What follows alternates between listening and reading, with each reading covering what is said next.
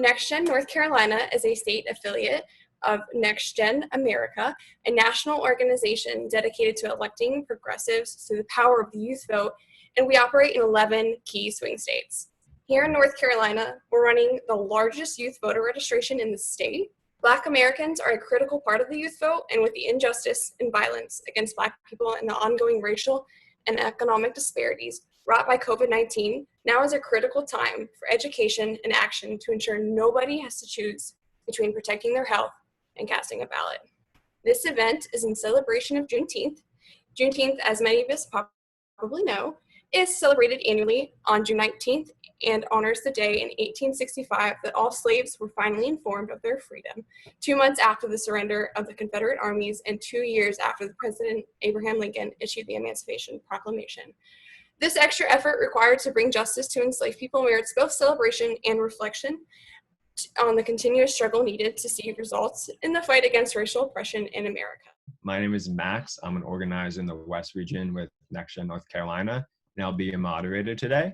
What are some ways Black voters have had their votes suppressed in North Carolina in recent history? I don't think we can do it without talking about the monster voter suppression law, actually called House Bill 589. That law became known as the monster voter suppression law because, of course, it was a monster. I mean, it was literally just cherry-picked provisions that they knew were going to negatively impact the Black vote specifically. These attempts at suppressing Black vote in North Carolina are methodical. They are not things that just sort of happen and North Carolina legislator just accidentally falls into doing something that's oppressive. They know exactly what they're doing. So of course, eventually that law was deemed unconstitutional. It says this is the most restrictive voting law North Carolina has seen since the era of Jim Crow. This law requires in-person voters to show certain photo IDs, which African Americans disproportionately lack, and it eliminated or reduced registration and voting access tools that African Americans disproportionately use. All cumulatively and unmistakably reveal that the General Assembly attempted to entrench itself. These restrictions target African Americans with almost surgical precision. A redrawing of district lines, but 2020 census, so 2022, we've got to have totally new districts. And this year in 2020, finally, we have some court mandated districts, which are still pretty gerrymandered. It's a little slightly out of whack.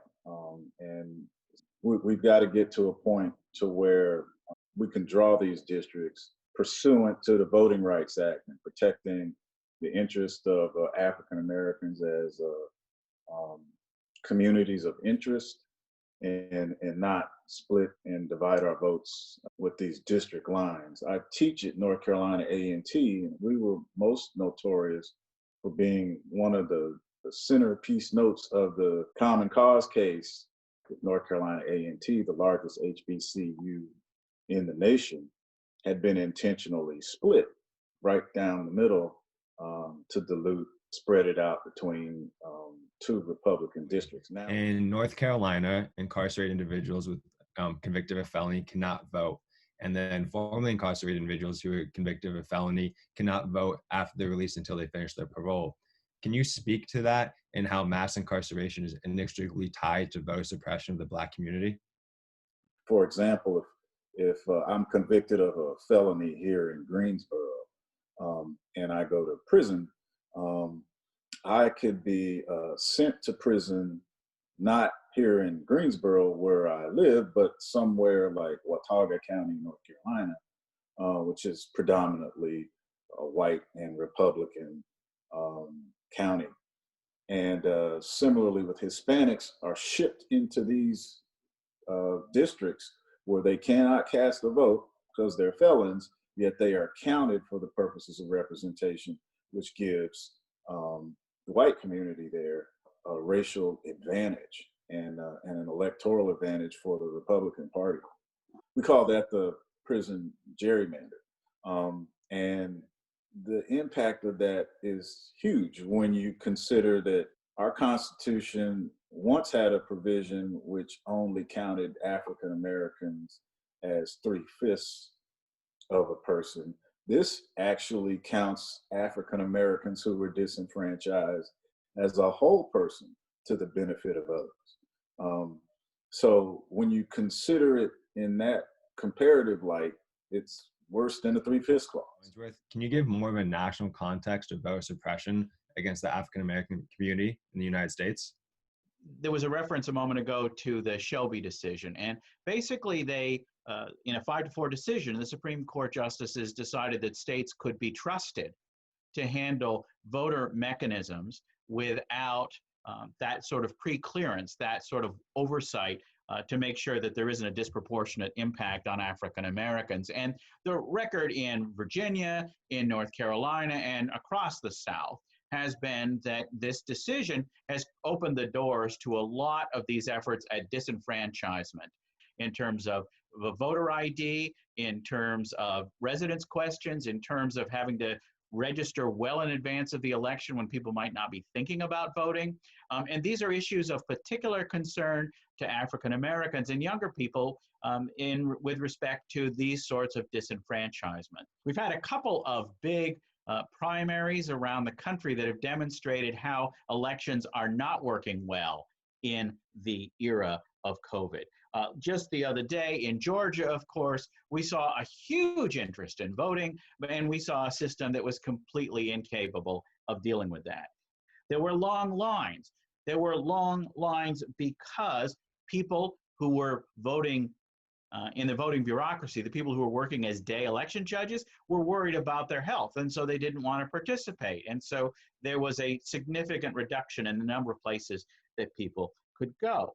There were also problems with voting machines. The voting mechanism works better in white jurisdictions. They have machines with lower failure rates. They have procedures that work better, and the lines are shorter consistently across this. Remember, this is not a holiday. When people go to vote, if they have to stand in line for 2 hours, you have just taxed them. It's the new poll tax, really, when you think about how this procedure works. This is a process of fundamental, deliberate efforts to make voting more difficult so people don't do it. How do we fight voter suppression?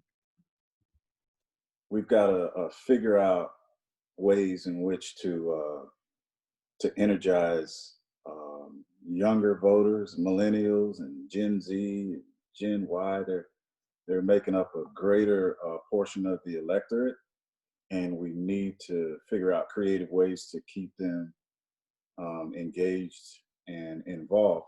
And I think these protests give us an excellent organizing opportunity that, we should be registering people to vote in droves at these protests. We need to encourage people to attach themselves to the organizations that are doing the work, like Next Gen, Common Cause North Carolina, Democracy North Carolina, NAACP, and the Poor People's Campaign. There's still tons of work to do. What is your message to young Black voters on this week of Juneteenth? I'm a Black woman living in the South, working in the South, born and raised in the South. I fully understand cynicism and loss of hope with participating in an electoral process in the spirit of Juneteenth. And I'm thinking about our ancestors who were robbed of an additional 2.5 years of their health, of their freedom, of their lives. And it was an egregious wrong. It was an egregious delay, but change did eventually come for them. And in that same vein of thinking, I just want to encourage all of us that are young Black voters, be persistent and resilient in all the work that you're doing in casting your vote and organizing the vote. Even efforts that we would typically do in an election year, like rides to the polls and all those things, transfer that energy to getting people to vote by mail, transfer that energy to getting people to learn about their options for voting safely. And as Professor Smith said, voting at all this year. Be persistent and resilient and understand that change will come. It feels like it's not moving, but it is. It's just a little bit slow and incremental, but change will come. So that I would suggest to young voters that this is your time.